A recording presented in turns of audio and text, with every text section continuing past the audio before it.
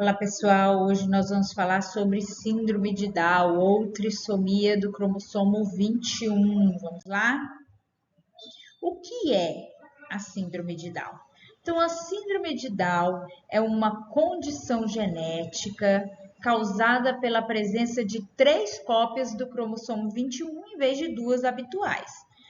É muito importante lembrar que não é uma doença, é uma alteração genética com impacto no desenvolvimento físico e cognitivo, tá bom? Porque uma doença tem tratamento, tem medicação, ameniza, às vezes até tem cura. E uma síndrome não tem, tá bom? Então vamos lá, vamos continuar. Em uma pessoa típica, nós, por exemplo, cada célula do corpo humano tem 46 cromossomos. Então, em cada célula nossa, nós temos 46 cromossomos. Eles são organizados em 23 pares. Um do pai, um da mãe, certo? Na pessoa que tem a síndrome de Down, ela tem uma cópia extra desse cromossomo 21. Em vez de ter 46, ela tem 47. Por isso causa os problemas que ela vem a ter, né? Aqui vocês podem ver, o cromossomo 21 com uma cópia extra, em vez de ser um parzinho, ele tem ali um trio, né? Por isso, trissomia do cromossomo 21, ok? A condição pode ocorrer de 3 formas genéticas diferentes. A trissomia livre ou regular, que é em cerca de 95% dos casos de crianças que têm síndrome de Down, é a trissomia livre, né? Essa é a forma mais comum. Todas as células da pessoa apresentam 3 cópias inteiras do cromossomo 21. Então, não tem nenhuma célula que não tem 3 cópias. Todas as células veio com uma cópia extra do cromossomo 21 aí, que é originando-se aí um erro na meiose, né? E na formação dos gametas, quando é gerado, geralmente é no óvulo, né? Que ocorre essa má formação aí, né? Não é hereditário, na maioria dos casos não é hereditário. Não quer dizer que, meu pai teve, meu filho vai ter, eu tenho, o meu neto vai ter, não. Não é hereditário. Nós vamos ver as causas, mas geralmente não é hereditário. Então, o que acontece na maioria dos casos de síndrome de Down, todas as células vai ter uma cópia extra do cromossomo 21. Agora, na translocação, acontece em cerca de 3 a 4% dos casos. É parte do cromossomo ou um cromossomo inteiro, né? Parte dele ou ele inteiro do cromossomo 21 se liga em outro cromossomo, geralmente no 14 ou no próprio 21. Então, uma parte ou ele inteiro vai se ligar em um outro cromossomo. A pessoa tem 2 cópias normais do cromossomo 21, mais material genético extra desse 21 preso em um outro cromossomo. Nesse caso, pode ser hereditário, tá? Um dos pais pode ser portador de uma translocação sem sintomas aí. Ele não tem aí um sintoma que fala assim, vai identificar essa translocação. Não. Mas aí pode ser hereditária, tá? E pode se repetir em outro filho, caso ele venha a ter um outro filho. Então, se a criança nasce com a síndrome de Down na translocação, no caso dessa parte desse cromossomo 21 está grudada em um outro cromossomo, então, essa já é genética, hereditária. É mais provável de ser hereditária se o pai ou a mãe que tem essa translocação vir a ter outro filho, é provável que vai ter da mesma forma, né? E o filho desse filho pode vir a ter um filho dessa forma, certo? E o mosaico, ele é o mais raro, né? De 1 a 2% dos casos de síndrome de Down é que ocorre mosaico. O que é? Um erro na divisão celular após a fecundação. Algumas, e aí é o que é o mais leve, o grau do Down mais leve. Aquele Down que você conhece que trabalha, que casou, que fez faculdade, né? Na maioria dos casos, ele é um Down que tem o grau mosaico, ou seja, é só algumas células dele que tem 3 cópias do cromossomo 21, não são todas, né? E aí, então, é uma manifestação mais leve e com menos característica da síndrome, com menos. Ele tem menos sintomas, né? Vai ter menos percas aí no desenvolvimento, na parte física, na parte intelectual, tudo mais, porque é um caso mais leve, né? E não é hereditário. Aí nós temos a tabela para vocês verem, né, do que a gente falou. Então, é os tipos de Down, a presença da terceira cópia do cromossomo 21, se é hereditária e com que frequência. A trissomia livre, ela tá em todas as células. Todas as células do corpo têm uma cópia extra do cromossomo 21. Não é hereditária e 95% dos casos dos Down são da trissomia livre, né? Trazendo aí muitos efeitos dessa síndrome para a pessoa. A translocação é um material extra do cromossomo 21 grudado em um outro cromossomo, pode ser hereditária essa, e é 3 a 4% das pessoas com síndrome de Down que tem essa translocação. E o mosaico, que é o mais leve, algumas células só tem uma carga extra do cromossomo 21. Não é hereditária, é de 1 a 2% das pessoas que tem essa. Ok? E as causas e incidências? A síndrome de Down ocorre no momento da fecundação, quando o espermatozoide fecunda ali o óvulo, né? Durante a formação dos gametas, do óvulo e do espermatozoide. Ali pode ocorrer um erro na separação dos cromossomos, né? Que é chamado de não disjunção. Esse erro faz com que o óvulo ou o espermatozoide, um dos dois, né? Carregue 2 cromossomos 21, em vez de 1. Porque assim, nós temos nos cromossomos, que são sempre parzinhos, um da mãe, um do pai. Quando ocorre esse erro, ou o óvulo ou o espermatozoide carrega um extra. Em vez de levar só um cromossomo 21, leva 2. E aí chega lá no óvulo, por exemplo, se é o espermatozoide que está levando um extra. Então, em vez dele levar 1, ele leva 2. Quando chega no óvulo, o óvulo tem mais 1. E aí fica a trissomia, ok? Exatamente isso que a gente falou. E as incidências? A cada 700 nascimentos, mais ou menos um vai ter síndrome de Down, certo? O que é importante a gente saber?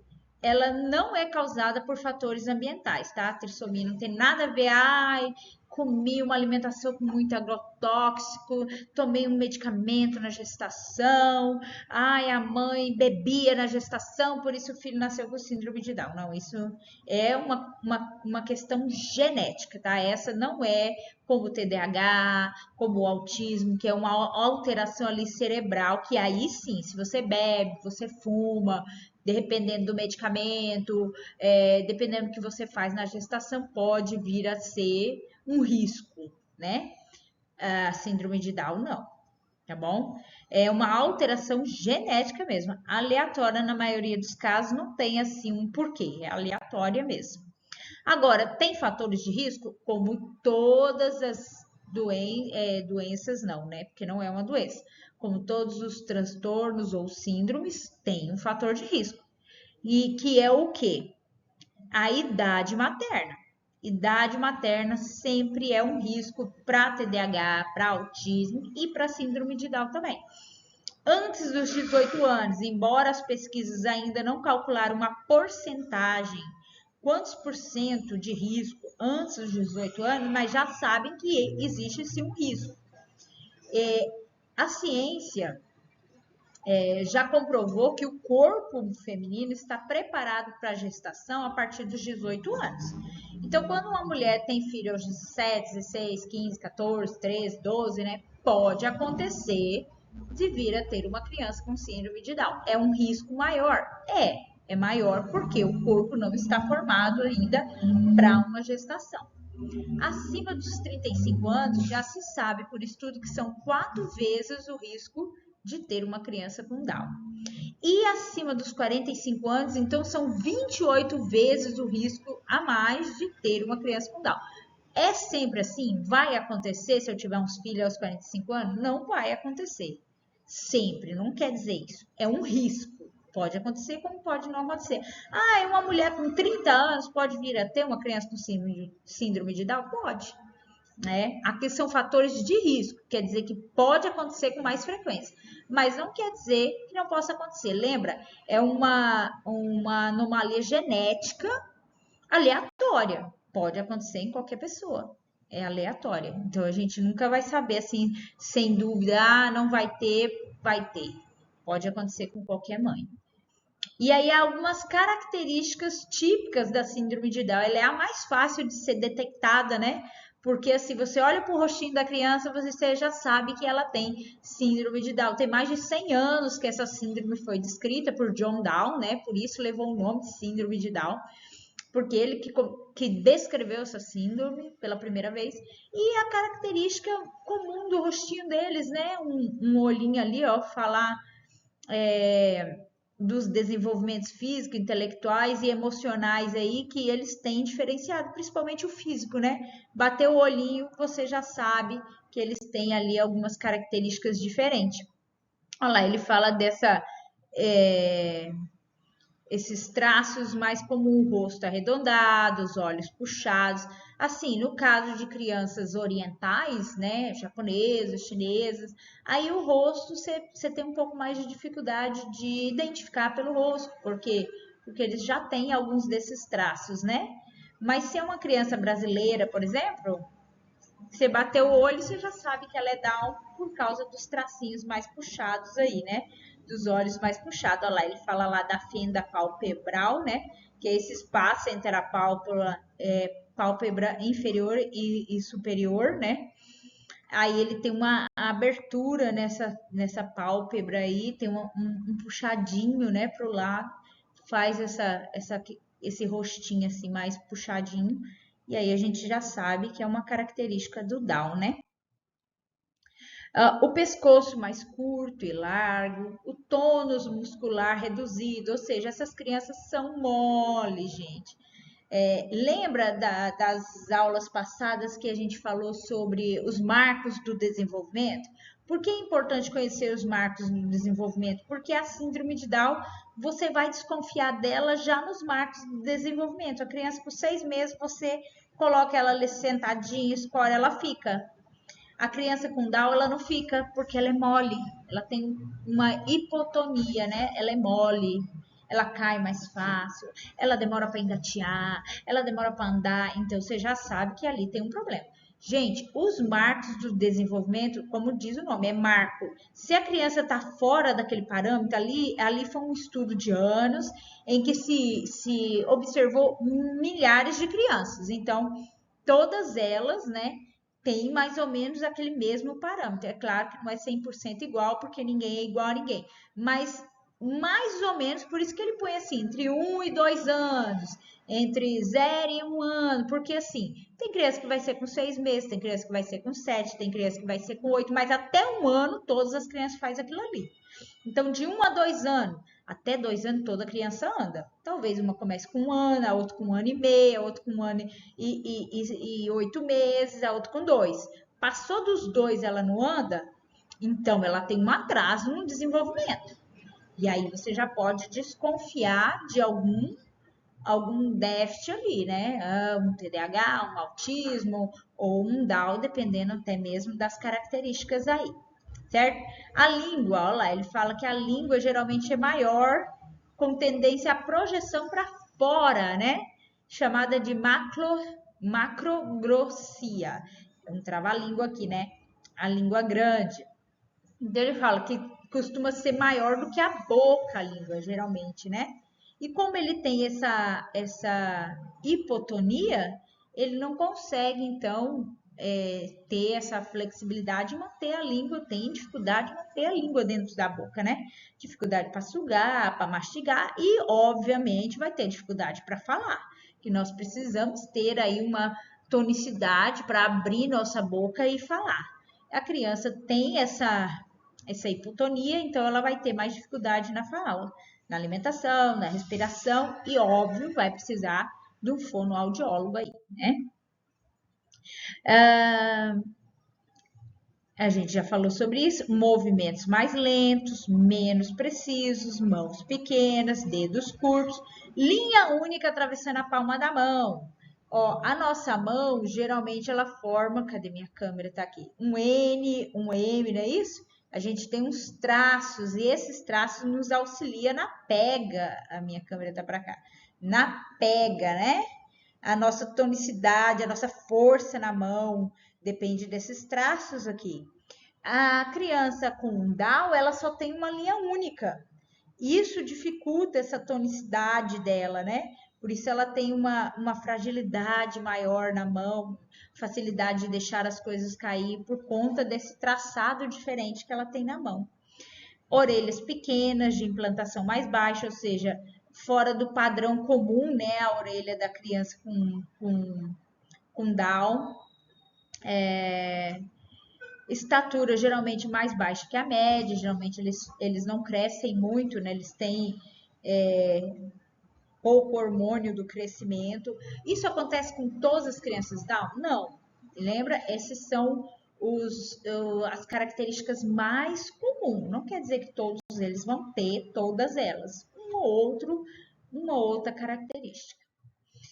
E o cognitivo? Claro que sempre é como prometido. A síndrome de Down sempre vai trazer um DI, uma deficiência intelectual. Pode ser levezinha, e aí só um pouco mais de atenção e a criança aprende, né? Que nem a gente já falou, existe Down aí que faz faculdade, que forma, que trabalha em diversas áreas, que casa, que tem filhos, normal, porque ele tem um DI leve, ele tem uma Down leve e a vida dele ele consegue seguir normal. Tem aquele que tem um mais moderado e aí precisa de um esforço um pouco maior, não vai fazer 100% todas as coisas, mas faz também. E tem aquele que é o grau mais severo, né? Aí tem um atraso de linguagem, um atraso de fala, um processo cognitivo mais lento, dificuldade na memória de curto prazo e de atenção. E aí eles vão precisar de repetição, tá bom? A repetição leva à convicção, repetição constante, vai precisar de uma rotina. E muitos deles, gente, as crianças atípicas, a maioria delas precisa de estímulos visuais e concretos para entender algo, tá? Precisam pegar, precisam ver. Elas não são muito boas nessas abstrações, então elas vão precisar de uma aula diferenciada, sim. Precisam de uma rotina, inclusive. Uma coisa interessante da gente falar, né? Nós, como professores, talvez abordar com nossas coordenadoras, nossas diretoras, para talvez uma palestra com os pais sobre isso. Essa questão de que muitos pais, pelos filhos serem atípicos, começam a super proteger demais os filhos, né? Faz tudo pelos filhos em vez de desenvolver os filhos. Isso é um problema.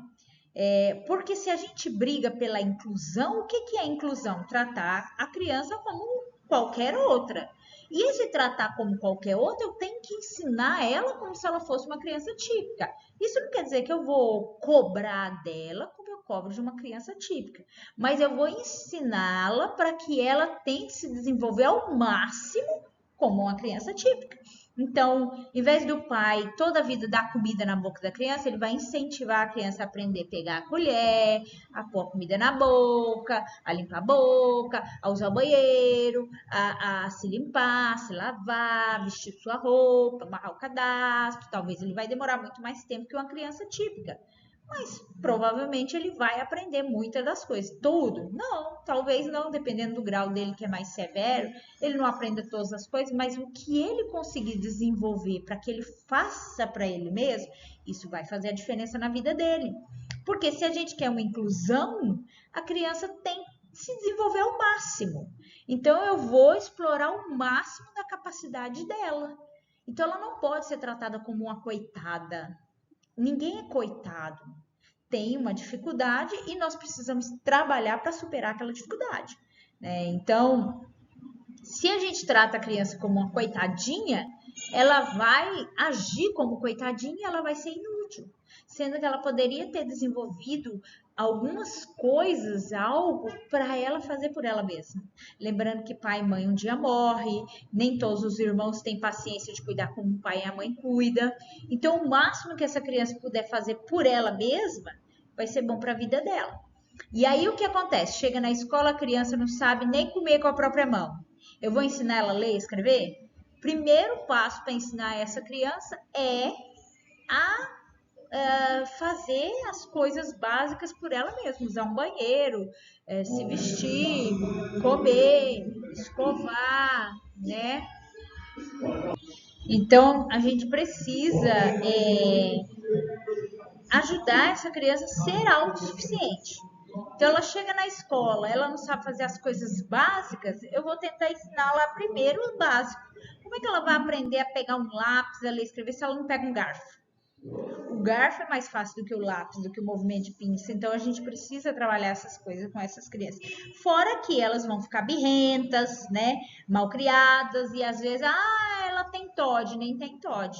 Ela é simplesmente birrenta mesmo, malcriada, porque fazem tudo que ela quer, porque ela é coitadinha. Então, essas questões, elas não podem acontecer, tá bom? Linguagem e comunicação, elas vão ter um atraso na linguagem, como a gente falou, né? Às vezes elas podem até ter uma boa compreensão, mas ter dificuldade em se expressar. Gestos, outros recursos comunicativos, elas vão às vezes ter que utilizar, né? E é necessário um estímulo, além da fonoaudióloga, uma socialização ali, né, para ajudar nesse desenvolvimento da comunicação. Geralmente essas crianças com Down, elas têm um carinho, uma atenção, são afetuosas, têm empatia, né? Fazem amizade, mas, como a gente falou, dependendo do jeito que elas são tratadas, elas ficam teimosas, têm dificuldade com mudança de rotina. Podem vir a ter TOD? Sim, podem vir também a ter. Precisam do desenvolvimento, da autoestima, da autonomia. Elas precisam entender que elas são capazes. Elas não precisam ser tratadas como coitadas, elas precisam ser tratadas assim, você é capaz, vamos lá, vamos tentar até onde você dá conta, vamos. E esse desenvolvimento, essa autoestima é que vai fazer a diferença na vida dela quando ela for adulta, certo? Então lá, ó, tem algumas condições associadas, lembra? Nem toda criança vai ter essas condições, mas é frequente nas crianças que têm a trissomia 21 ou a síndrome de Down. Cardiopatias congênitas. Gente, muitas das crianças que têm síndrome de Down têm problemas cardíacos. Então, assim, confirmou um Down, já tem que fazer uma bateria de exame cardíaco para ver, porque muitos deles têm e são graves, né? Se não cuidar, inclusive, é uma das questões que mais leva crianças com Down a morrer, é a cardiopatia, né?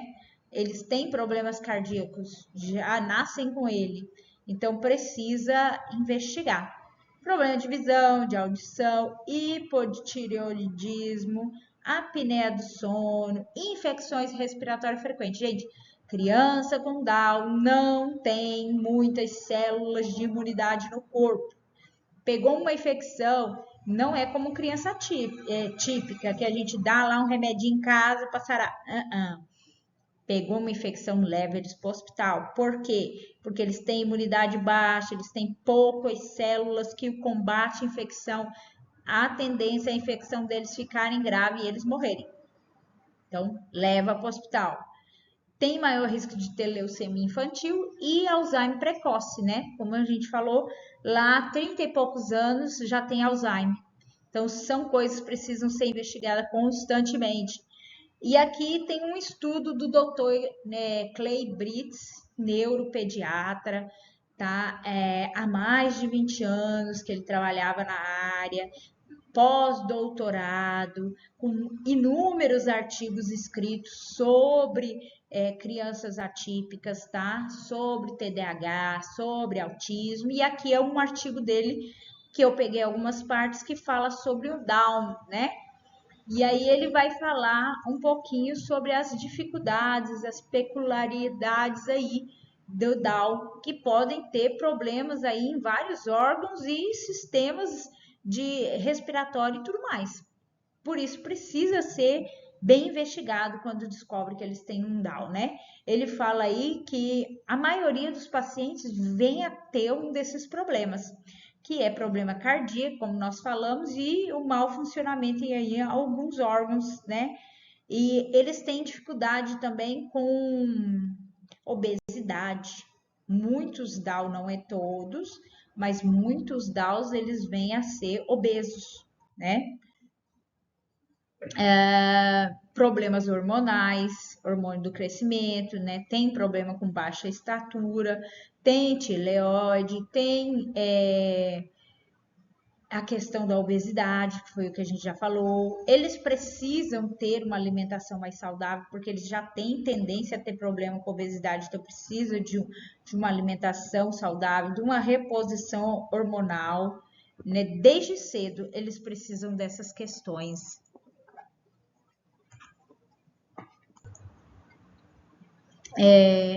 Também eles têm mais risco de infecções, como a gente falou, né?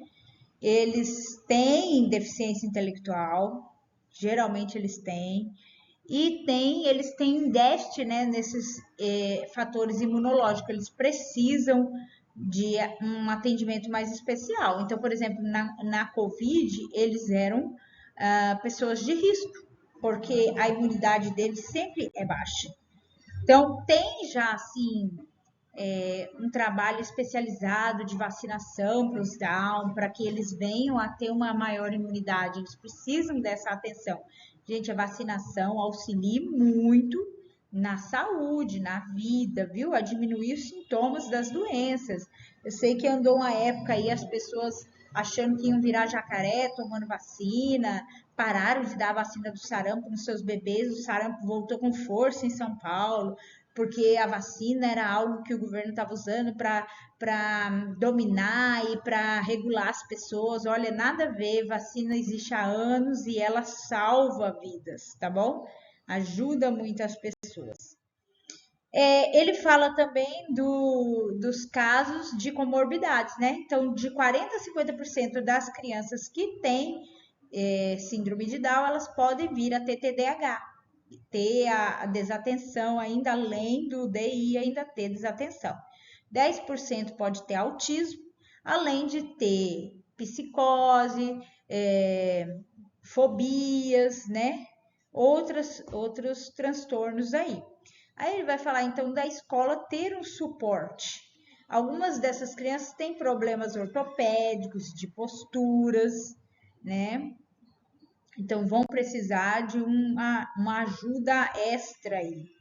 E na idade adulta, ele vai falar aqui que na idade adulta, segundo uma pesquisa, né, de 2015 da Conferência Internacional da Sociedade de Pesquisa da Síndrome de Down, 50% dos pacientes com Down têm Alzheimer antes dos 40 anos, até os 40 no máximo, né? Então, é um risco e precisa ser cuidado, investigado, né? O que a escola pode fazer? Eles vão aprender a ler e escrever na maioria dos casos, mas alguns vão demorar muito mais do que as crianças típicas, né? Então, eles vão precisar de uma ajuda psicopedagógica, uma rotina, atividades mais visuais e mais práticas, além de ter o acompanhamento com a fono, com o TO, com o psicólogo, né? Precisa ali de um trabalho multidisciplinar. É uma síndrome que pode ser identificada durante a gestação. Lembra? Não vai estar um diagnóstico, dá uma ideia, assim, uma suspeita, né? Pode vir a ser Down, pode vir essa criança nascer com Down, tá bom? Olha lá, ele fala bem claro que não é obrigatório esse diagnóstico, mas quando há o caso de risco, geralmente os médicos vão pedir, uma mulher muito novinha tendo filho, ou muito mais velha tendo filho, ou já tem caso na família de pessoas com síndrome de Down, então o médico pode me pedir esses exames, né? Ele é indicado, geralmente é um exame de rastreamento, indica risco de aumento, né, de possibilidade de vir a ter a criança com síndrome de Down, mas ele não vai dar um diagnóstico. Na ultrassom morfológica, ele pode mostrar ali, né, aquela translucência da nuca, se tem uma espessura assim já diferenciada, pode vir a ser um pré-diagnóstico de Down. E ali tem uns avaliadores de algumas proteínas, né? Ele fala lá PA, PPA, e o beta-HCG. Vamos ver um pouquinho dessas proteínas aí. Olha lá, durante a gestação, o corpo da mãe produz várias substâncias que podem indicar risco de alterações genéticas no feto. Então, entre elas estão essas duas. O PPA, o PAPPA são proteínas plasmáticas A associada à gravidez. É uma glicoproteína produzida pela placenta durante a gestação. Então, se ela tiver em um nível muito baixo no primeiro trimestre, de 11 a 14 semanas, então pode ser um risco da criança ter a trissomia ali do cromossomo 21, tá bom? E a beta-HCG? É uma fração livre de hormônio gonadotrofina, um nome até difícil, né? É o famoso, é mais conhecido como hormônio da gravidez, também é produzido pela placenta. Um nível muito alto no primeiro trimestre pode indicar também uma síndrome de Down. E como que eles vão descobrir isso? Através de um teste de sangue, né, específico feito na mãe. Vai mostrar ali que há uma possibilidade de ter a síndrome ali. E a gente termina com essa frase, né, gente, que nasceu com um diferencial. Nasceu com um diferencial, mas são todos seres humanos, precisam de atenção, carinho e de dedicação, né? Podem se desenvolver. Eu sei que é mais difícil no Brasil, porque nós não temos muitos lugares que tem tratamento multidisciplinar, né? Então, a gente não tem muitos lugares com tratamento multidisciplinar, então é mais difícil, às vezes, em alguns estados do que em outros. É difícil conseguir um neuropediatra, um psiquiatra infantil, que são os médicos que podem atestar, né, síndromes e transtornos, mas a gente não pode desistir. Lembrando que o nosso caso, que é pedagógico, a gente pode intervir sem um laudo certo na mão. Eu tenho uma suspeita de um déficit, de uma dificuldade, a gente já pode intervir, né? Já pode começar a intervenção para que essa criança perca o mínimo possível. Quanto mais cedo começar, mais fácil dela se desenvolver, dela aprender, né?